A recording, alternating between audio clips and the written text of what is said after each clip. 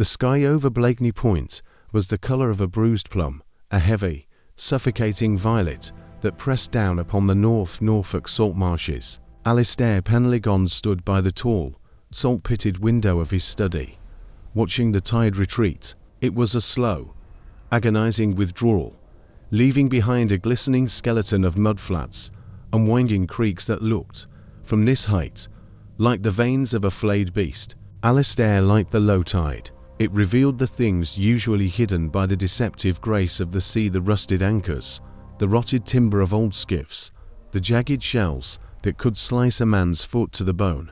To Alistair, truth was only ever found in the recession, in the moments when the glamour of the surface was stripped away to reveal the muck beneath. He adjusted his spectacles, the silver frames cold against his temples. In his hand, he held a glass of Islay malt, the peat smoke aroma rising like a ghost from the amber liquid. He didn't drink it, he merely held it, a ritual of patience. Patience, Alistair reflected, was a biological imperative for the successful predator. He thought of the marsh harriers that circled the reeds outside. They didn't hunt with frantic energy. They hung on the wind, almost motionless, waiting for the precise second when the vole's heartbeat faltered. Tonight, Julian Vane was the vole. Julian was expected at 8. The invitation had been framed as a reconciliation, a final settling of old accounts before Julian fled the country for his supposed consultancy role in Singapore. But Alistair knew the truth. He had spent 7 years, 4 months, and 11 days ensuring that there would be no Singapore. He had been the invisible hand, tilting the scales, the silent auditor of Julian's sins, the ghost in the machine of Julian's failing empire. The betrayal had been a quiet thing, years ago, in a rain-slicked courtyard in Cambridge, a stolen patent, a reputation slandered, and the subsequent suicide of Alistair's younger brother, Edward. Julian had moved on with the oily grace of a man who believed his own lies, rising through the ranks of the London financial elite, while Alistair retreated here, to this crumbling flint house on the edge of the world. To the world, Alistair Penlegon was a broken man, a recluse who collected rare botanical sketches and faded into the Norfolk fog. He had cultivated that image as one might cultivate a poisonous nightshade, with care, with precision, and with a hidden purpose. The gravel of the driveway crunched. A sleek, silver Jaguar, entirely out of place against the rugged, salt-bleached landscape, pulled up to the front door. Alistair watched as Julian stepped out. Even from this distance, the man radiated a frantic, manicured energy. He smoothed his Italian suit, his movements jerky, a telltale sign of a man who knew the walls were closing in, but hadn't yet realized the ceiling was also descending. Alistair took a sip of the whiskey. It was medicinal, burning a path down his throat. "Master Julian has arrived, sir," Mrs. Greaves said from the doorway. She was a woman of few words, her face a map of the harsh coastal winters. She knew nothing of the plan, yet she moved with a somberness that suggested she sensed the gravity of the evening. "Show him to the dining room, Martha, and ensure the fire is well fed. The damp is particularly aggressive tonight." When Alistair entered the dining room, Julian was standing by the hearth, warming his hands. He turned, a practiced, wide-toothed smile plastered onto his face. It was the smile of a predator who had forgotten he was no longer at the top of the food chain. "Alistair, my dear fellow, it's been what, 5 years? 7, Alistair said softly, his voice like the rustle of dry reeds. "Since the funeral." The smile faltered for a fraction of a second, a glitch in the software of Julian's persona. "Right. Yes. A tragedy. Truly. But look at you. This house, it's a bit, well, atmospheric, isn't it? Very Bronte. I find the atmosphere suits my constitution, Julian.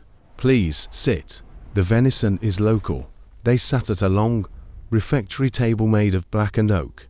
The room was lit only by the fire and a few beeswax candles that guttered in the draught. The shadows on the walls seemed to stretch and yawn, mimicking the movements of the two men. As they ate, Julian spoke incessantly. It was a deluge of words, a defensive wall built of anecdotes about the city, about his new venture, about the shameful way the market was turning. Alistair listened with a terrifying intensity. He wasn't listening to the words. He was listening to the pitch of Julian's voice, the way it climbed whenever he mentioned the Singapore move. He's terrified, Alistair thought. He's a man standing on a trapdoor, whistling to convince himself the rope isn't around his neck. I was surprised to get your note, Alistair. I thought you'd washed your hands of me. Of all of us, one never truly washes one's hands of the past, Julian. The salt stays in the skin. It stings when it rains. Julian laughed, a harsh, brittle sound. Always the poet. But look, I'm glad we're talking. I've always felt there was unfinished business between us. About Edward. I wanted to help, you know. But the lawyers did their job, Julian. And now, I have done mine. Alistair set his fork down. The sound hit the china like a gunshot. The room went silent, save for the crackle of a log shifting in the grate. What do you mean by that? Julian asked, his eyes narrowing. The veneer was thinning. The vole was sniffing the air, sensing the hawk's shadow. I mean that I have spent the last few years studying the architecture of your life, Alistair said, his voice dropping to a whisper that filled the room. I know about the offshore accounts in the Caymans. I know about the irregularities in the Vane-Sterling merger. I know about the £3 million currently sitting in a dormant account in Zurich, which you intend to use to disappear. Julian's face went the colour of the Norfolk mist. You've been spying on me, Alistair. That's pathological. No, Alistair corrected gently. It's stewardship. I have been the steward of your ruin. I didn't need to invent your crimes, Julian. I merely needed to ensure they were documented by the right people. I believe the Serious Fraud Office received a very comprehensive digital package this morning. By the time you reach the airport tomorrow, your passport will be flagged. Your accounts are already frozen. Julian leapt to his feet, his chair screeching against the stone floor. You're lying. You're a hermit. You have no influence, no power. I have the power of silence, Alistair said, remaining seated. He felt a strange, cold warmth spreading through his chest. It wasn't the whiskey. It was the sweetness of the strike. A man who talks as much as you do never notices the man who is only listening. You thought you were the hunter because you were loud. But the perfect predator is the one you don't see until the teeth are already in your throat. Julian reached into his jacket, perhaps for a phone, perhaps for something else. His hands were shaking so violently he could barely find his pocket. I'll sue you. I'll ruin what's left of your name. My name died with Edward, Alistair said, his eyes fixed on Julian's. This is just a ghost you're talking to. And ghosts don't care about lawsuits. Alistair stood up and walked to the window. The tide was beginning to turn now, the dark water creeping back over the mudflats, reclaiming the secrets of the marsh. He could hear Julian's ragged breathing behind him, the sound of a man drowning on dry land. There is one way out, Alistair said, not turning around. The sweetness I promised in my note. Julian's voice was a pathetic croak. What? Anything. Alistair turned. In his hand, he held a single sheet of paper. This is a full confession, not just of the financial crimes, but of the theft of Edward's work, the perjury, the truth about why he died. Sign it, and I will give you the key to the boathouse. There's a small craft there. It has enough fuel to get you to a private vessel waiting 5 miles out. No radar, no trail. You can disappear, not to Singapore, but to a place where no one knows your name. You will be poor. You will be a non-entity, but you will be free. And if I don't, then you wait here. The police will be at the gates in 20 minutes. I took the liberty of calling them before we sat down to dinner. I told them you had come to confess. The silence that followed was absolute. Alistair watched as Julian's mind raced, a trapped animal looking for a hole in the fence. But Alistair had spent years mending the fence. There were no holes. The sweetness was the choice. To give a man a choice between a cage and a different kind of death, the death of his ego, his status, his very identity. To Alistair, watching Julian's pride crumble was more satisfying than any prison sentence could ever be. Julian grabbed a pen from the sideboard. His signature was a jagged, ugly thing, a final spasm of a dying life. He shoved the paper toward Alistair, his eyes wet with a mixture of hatred and terror. "The key," Julian hissed. Alistair tossed a heavy iron key onto the table. "The boathouse is at the end of the saltmarsh path. Mind the tide. It comes in faster than you think." Without another word, Julian bolted. He ran out of the dining room, through the hall, and into the night. Alistair heard the heavy thud of the front door closing. He picked up the confession. He read Julian's signature, the ink still wet. He felt no rush of adrenaline, no explosion of joy. Instead, he felt a profound, heavy stillness. The hunt was over. The predator had fed. He walked back to the window. In the distance, he could see the bobbing light of a torch moving frantically through the marshes. Julian was running toward the water, toward the illusion of safety. Alistair knew the boathouse was empty. He knew the private vessel didn't exist. He also knew that the path through the Blakeney marshes, at high tide, was a labyrinth of shifting sands and deep, hidden channels. A man who didn't know the land, a man blinded by panic, would never find his way. The sweet revenge wasn't just the confession. It wasn't just the ruin. It was the fact that Julian Vane would spend his final moments in the cold, indifferent embrace of the Norfolk mud, believing he was escaping, only to realize that the marsh, like Alistair, never let anything go once it had been caught. Alistair Penlegon took a long, slow sip of his whiskey. The peat smoke tasted of earth and endings. Outside, the tide roared in, a great, dark mouth swallowing the world, leaving nothing but the silence of the salt. He closed his eyes and, for the first time in 7 years, he slept. The morning did not arrive with a fanfare of light, but rather a slow, bruised bleeding of grey across the horizon of the Salthouse marshes. Barnaby Finch awoke in the wingback chair, his body stiff, his joints complaining with a dull, rhythmic ache that mirrored the pulsing of the tide against the shingle bank. For 7 years, his sleep had been a shallow, frantic thing, a thin membrane stretched over a well of fury. Now, it was heavy, like silt. He remained motionless, watching the light crawl across the floorboards of the cottage. The silence was different now. It was no longer a taut wire. It was an absence. Quentin Sterling was gone. The name that had been a jagged stone in Barnaby's mouth for a decade had finally been spat out, left to dissolve in the salt and the dark. Barnaby stood, his muscles groaning, and walked to the kitchen. The kettle's whistle was the only protest in the stillness of the North Norfolk coast. He leaned against the damp-stained counter, his gaze drifting to the heavy iron key that still lay on the oak table, where Quentin had grabbed its twin, the one that led to a phantom boat and a non-existent escape. He wondered, with a detachment that surprised him, at what point the panic had truly set in for Quentin. Was it when his polished brogues first sank into the suffocating embrace of the mud? Or was it later, when the North Sea, indifferent and cold, began to lace its fingers around his ankles? The internal landscape of Barnaby's mind felt like a house after a long-awaited gale. The windows were broken, the dust had been swept away, but the air was unnervingly thin.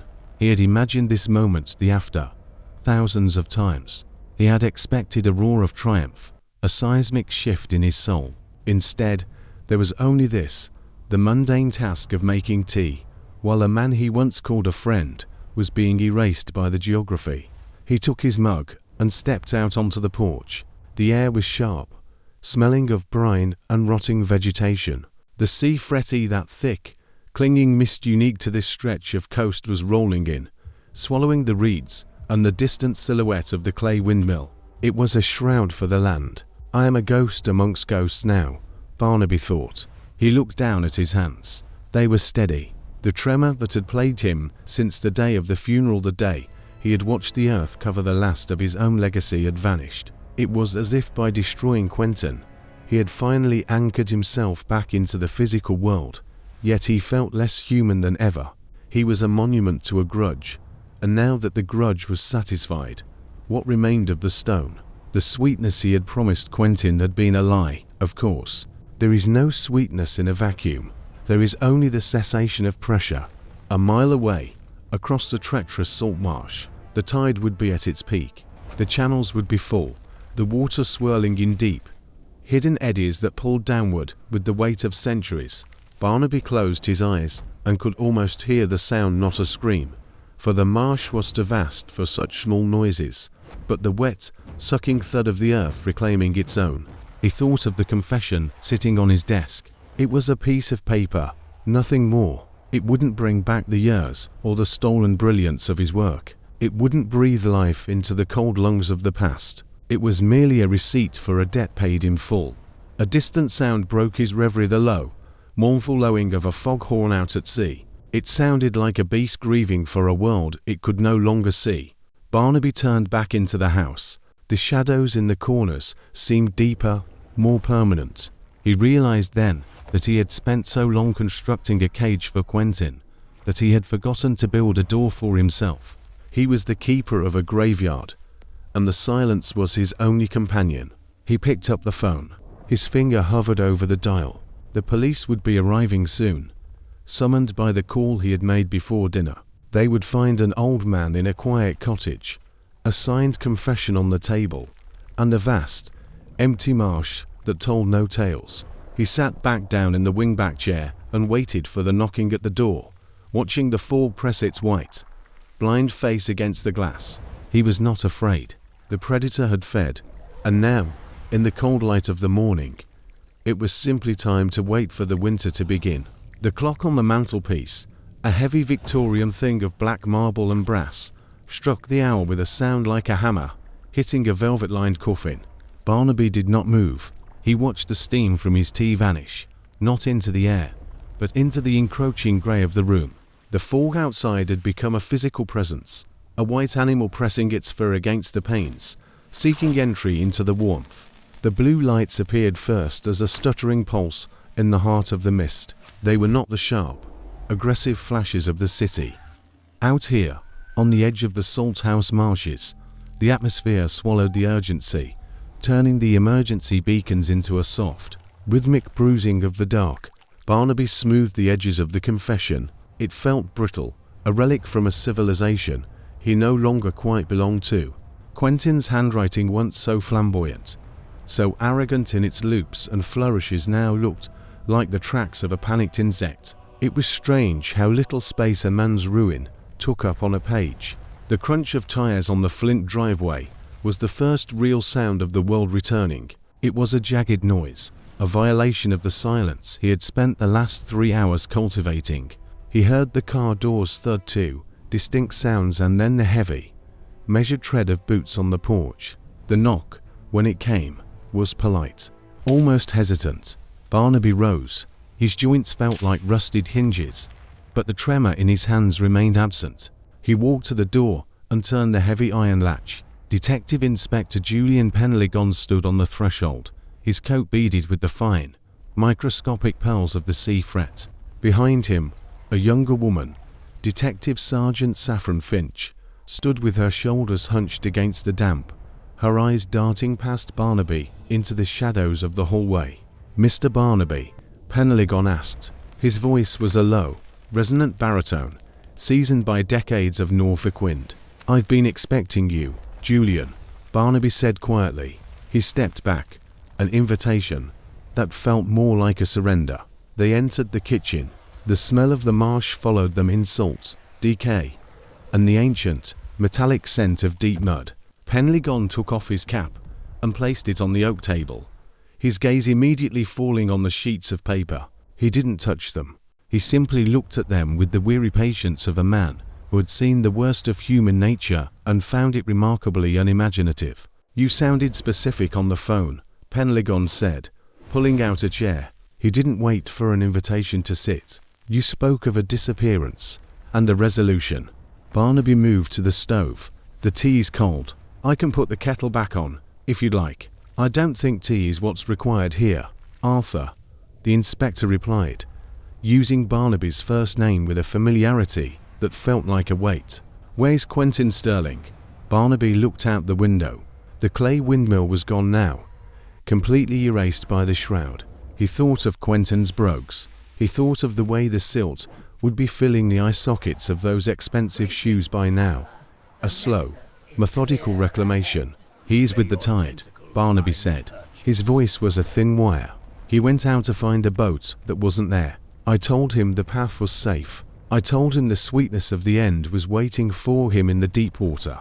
Saffron Finch made a small, sharp sound in her throat, a caught breath. She moved toward the desk, her gloved hand hovering over the confession.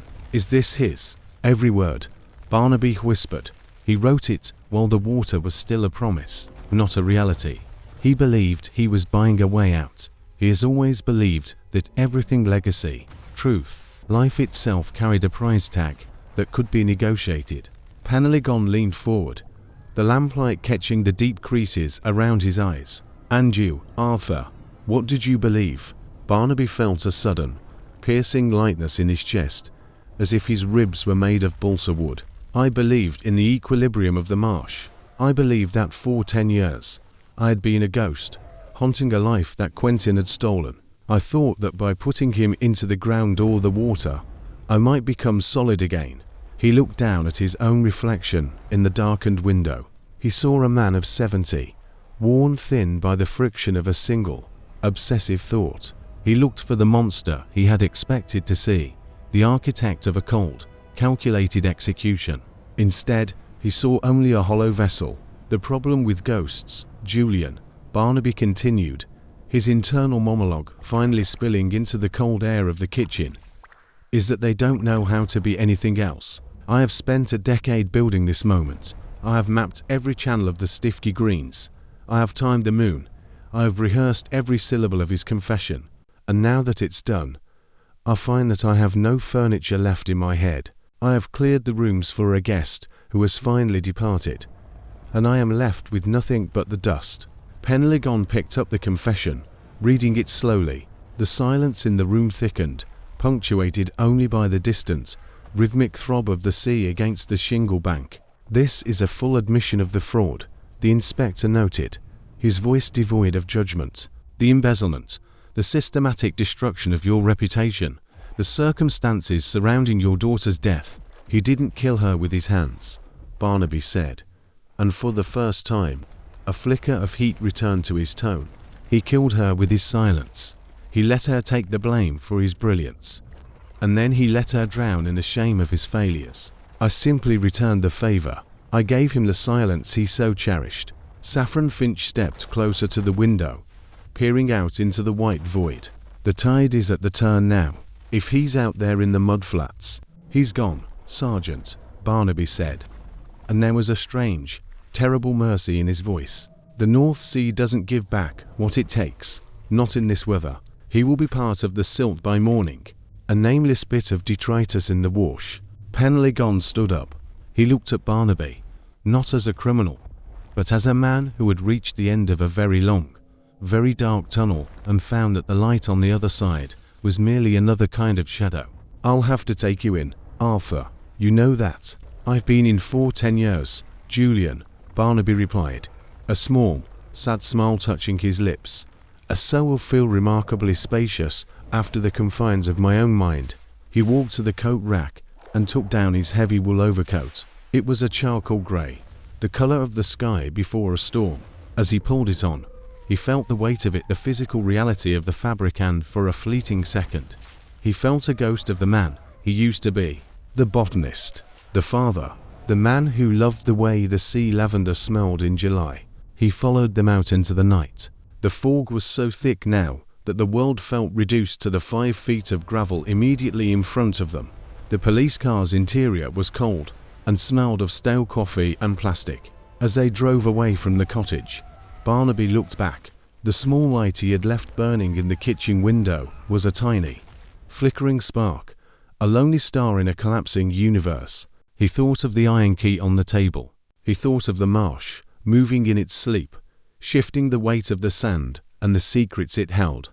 The after had arrived. It wasn't a roar. It wasn't a shift. It was simply the long, slow beginning of a winter that would never end. He leaned his head against the cold glass of the car window and watched the white world swallow the last of his home, feeling the heavy, rhythmic thud of his own heart, a clock ticking in an empty house, counting down the hours until the silence became absolute. The car journey was a slow submersion into a different kind of drowning. The tires hummed over the damp tarmac of the A149, a monotonous, low-frequency vibration that seemed to bypass Barnaby's ears and resonate directly in his marrow. Outside the window, the Norfolk landscape was no longer a place of soil and reed. It had become a sequence of spectral shapes, the skeletal reach of a hawthorn hedge, the sudden, sightless glare of a road sign, all swallowed instantly by the roiling sea fret. Julian Penlegon sat beside him, his presence a heavy, unspoken sorrow. The inspector didn't speak, and for that, Barnaby was grateful. Words would have been like stones dropped into a well that had already hit bottom. Instead, there was only the smell of the car, the sharp, chemical tang of upholstery cleaner, and the faint, lingering scent of Penhaligon's tobacco. A smell that reminded Barnaby of shared autumns long before the bitterness had set in.